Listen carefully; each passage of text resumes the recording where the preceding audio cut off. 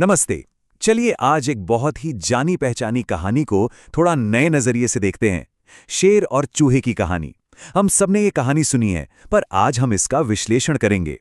ये समझने के लिए कि ये हमें ताकत, घमंड और विनम्रता के बारे में असल में क्या सिखाती है। तो इससे पहले कि हम कहानी में आगे बढ़ें, एक सवाल है जिस पर सोचना जरूरी है। सवाल यह है कि क्या छोटा होना वाकई में एक कमजोरी है? मतलब क्या साइज ही सब कुछ है? ये सवाल यही इस पूरी कहानी का सार है। ठीक है, तो कहानी के पहले हिस्से पर आते हैं। एक घमंडी शेर, यहीं से हमारी कहानी शुरू होती है। तो सोचिए, एक घना जंगल है और वहां रहता है एक बहुत ही ताकतवर शेर।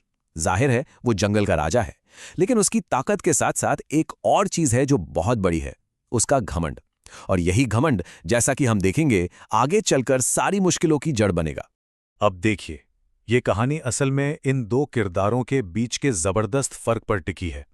एक तरफ है हमारा ताकतवर और घमंडी शेर, और दूसरी तरफ एक नन्हा सा बिल्कुल विनम्र चूहा। दोनों एक दूसरे से एकदम अलग हैं, और यही जो टकराव है ना, ताकत और विनम्रता का, यही इस कहानी को दिलचस्प बनाता है। चलिए अब आते हैं कहानी के दूसरे हिस्से पर, नन्हे चूहे से मुलाकात। और यहीं से आप कह सकते हैं कहानी में असली ट्विस्ट आता है। सब कुछ ठीक चल रहा था। एक शांत सी दोपहर थी और तभी एक छोटी सी बात होती है। शेर की नींद में खलल पड़ जाता है। यह सुनने में बहुत मामूली सी बात लगती है ना? पर यकीन मानिए, यही वो पल है जो कहानी में सब कुछ बदलकर रख देगा। और बस शेर का घमंड फौरन बाहर आ जाता है। वो गुस्से में दहाड़ता है, अरे तू कौन है, मेरी नींद खराब कर दी। उसकी आवाज में सिर्फ गुस्सा नहीं है, बल्कि वो अहंकार है। वो ताकत का नशा है जो साफ साफ सुनाई देता है। शेर के इस गुस्से के जवाब में चूहा क्या करता है? वो बहुत ही विनम्रता से जवाब देता है। कहता है, महाराज गलती हो गई, मुझे माफ कर दीजिए। और सुनिए, अगर कभी मौका मिला ना, तो मैं आपकी मदद जरूर करूंगा। सोचिए, एक छोटा सा चूहा ये वादा कर रहा है। उस वक्त तो ये बात बिल्कुल नामुमकिन सी लगती है। और जाहिर है, शेर भी ठीक यही सोचता है। वो तो हंस पड़ता है।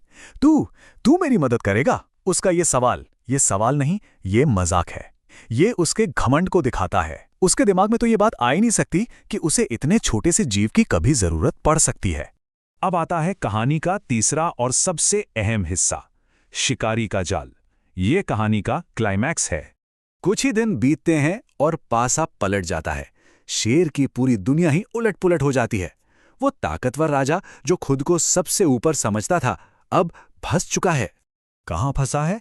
एक शिकारी के जाल में। और अचानक शेर की सारी ताकत बिल्कुल बेकार हो जाती है। वो एकदम लाचार है। तो अब वो क्या करता है? वही जो वो सबसे अच्छे से करना जानता है, जोर जोर से दहाड़ना। लेकिन इस बार उसकी दहाड़ में ताकत नहीं है, घमंड नहीं है। इस बार उसकी दहाड़ में बेबसी है, लाचारी है। अब फिर आता है कहानी का चौथा भाग, एक ऐसा मददगार जिसके बारे में किसी ने सोचा भी नहीं था। और ये मददगार कौन है? जी हां, वही नन्हा सा चूहा जिसे शेर ने मजाक में छोड़ दिया था। जब वो शेर की दहाड़ सुनता है तो डर कर भागने की जगह वो फैसला करता है कि वो उस शेर की मदद करेगा जिसने उसकी जान बख्शी थी। और चूहा जरा भी देर नहीं करता, फौरन काम पर लग जाता है। वो दहाड़ सुनता है, मदद के लिए पहुंचता है और फिर अपने छोटे छोटे लेकिन तेज दांतों से उस मजबूत जाल को कुतरना शुरू कर देता है। देखिए, यही तो है छोटे होने की ताकत। वो ताकत जो सब्र और लगातार कोशिश करने से आती है। और इसके साथ हम पहुंचते हैं कहानी के 5वें हिस्से पर, आजादी और दोस्ती। मतलब कहानी के अंजाम पर। चूहे की जो लगातार कोशिश थी वो रंग लाती है। देखते ही देखते जाल टूट जाता है और शेर आजाद हो जाता है। एक बहुत छोटा सा काम एक बहुत बड़ी मुश्किल का हल बन जाता है। और इस एक घटना से शेर का नजरिया पूरी तरह बदल जाता है। वो चूहे से कहता है, आज तुमने ये साबित कर दिया कि कोई छोटा या बड़ा नहीं होता, हर कोई किसी ना किसी काम आता है। ये वो पल है जब शेर का घमंड टूटता है और उसके दिल में शुक्रगुजारी का भाव पैदा होता है। और जब एक दूसरे के लिए सम्मान पैदा होता है तो उसका नतीजा क्या होता है? एक सच्ची और गहरी दोस्ती। अब वो सिर्फ जंगल में रहने वाले दो जानवर नहीं थे, वो अच्छे दोस्त बन गए थे। ऐसे दोस्त जो एक दूसरे की कीमत समझते थे। तो चलिए अब आखिरी हिस्से पर आते हैं। इस कहानी से हमें सीख क्या मिलती है, मतलब टेकअवे क्या है? कहानी का जो सबसे बड़ा सबक है वो बहुत सीधा और साफ है। कभी किसी को कम नहीं समझना चाहिए, क्योंकि जब वक्त आता है तो एक छोटा सा दिखने वाला जीव भी बहुत बड़ा काम कर सकता है।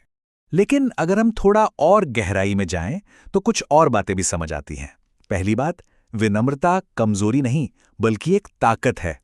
दूसरी, असली ताकत के कई रूप होते हैं, वो सिर्फ शरीर के साइज में नहीं होती। और हाँ, दया का कोई भी काम कभी बेकार नहीं जाता। और सबसे जरूरी बात, हर किसी की अपनी कीमत होती है, अपना महत्व होता है, चाहे वो कितना भी छोटा क्यों ना हो। तो आखिर में ये कहानी हमारे लिए एक बड़ा सवाल छोड़ जाती है। सवाल ये है कि असली ताकत आखिर है क्या? क्या वो शेर की जोरदार दहाड़ में है, या फिर उस छोटे से चूहे के 30 दांतों और उसके वफादार दिल में? इस पर जरूर सोचिएगा।